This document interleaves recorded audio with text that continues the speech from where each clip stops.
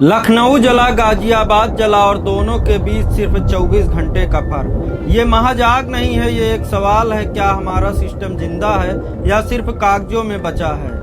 आज की ये खबर सिर्फ एक हादसा नहीं है, ये एक ऐसा आईना है जिसमें प्रशासन की तैयारी, सिस्टम की सच्चाई और गरीबों की मजबूरी सब कुछ साफ दिख रहा है। क्योंकि जब दो शहर एक जैसे हालात में 24 घंटे के अंदर जलते हैं तो सवाल उठता ही है, क्या ये सिर्फ इत्तेफाक है या फिर एक खतरनाक पैटर्न। तारीख 15 अप्रैल, जगह राजधानी लखनऊ। एक झुग्गी बस्ती जहां लोग अपने छोटे छोटे सपनों के साथ रहते थे, अचानक आग लगती है और फिर कुछ ही मिनटों में आग बेकाबू एक एक करके झोपड़ियां जलती चली गई। 200 से ज्यादा झोपड़ियां जल गई।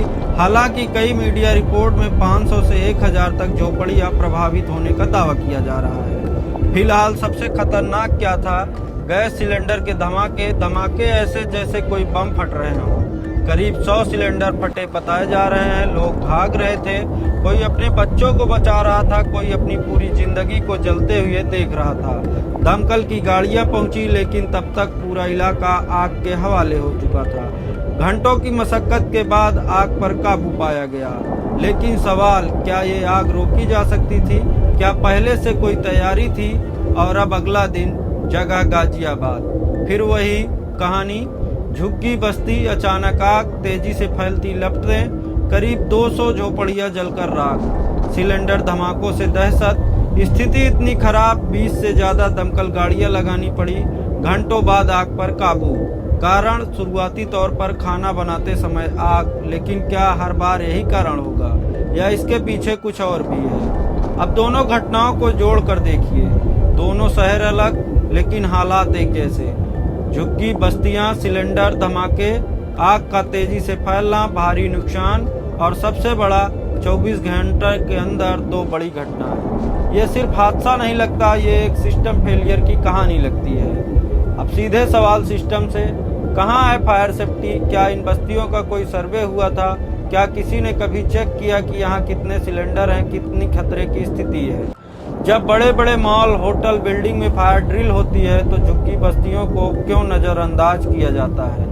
क्या गरीबों की जान की कोई कीमत नहीं? हर बार आग लगती है, हर बार जांच शुरू होती है, लेकिन क्या कभी किसी अधिकारी पर कार्रवाई हुई? क्या कभी सिस्टम ने अपनी गलती मानी, या फिर कुछ दिन शोर और फिर सब शांत? और अब वो सवाल जो सबसे ज्यादा डराता है, क्या ये सिर्फ हादसे हैं या सिस्टम की लापरवाही के पीछे कोई बड़ा खेल छिपा है? क्यों बार बार झुग्गी बस्तियां ही जलती हैं? क्यों हमेशा गरीब ही बेघर होता है? क्या यही इन बस्तियों को कमजोर समझकर उन्हें यूं हालात के भरोसे छोड़ दिया गया है, या फिर कोई ऐसा छत है जो सामने नहीं आ रहा है? इन आग की लपटों में किसी की छत नहीं जली, उसका पूरा जीवन जल गया। बच्चों की किताबें, माँ की बचत, पिता की मेहनत, सब कुछ राख हो गया और बदले में मिला एक तंबू और मुआवजे का इंतजार।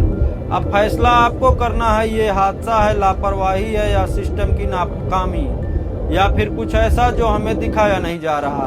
अपनी राय कमेंट में जरूर लिखिए, और अगर आप भी सिस्टम से सवाल पूछना चाहते हैं तो इस वीडियो को ज़्यादा से ज़्यादा शेयर करिए, क्योंकि सवाल उठेंगे तभी जवाब मिलेंगे।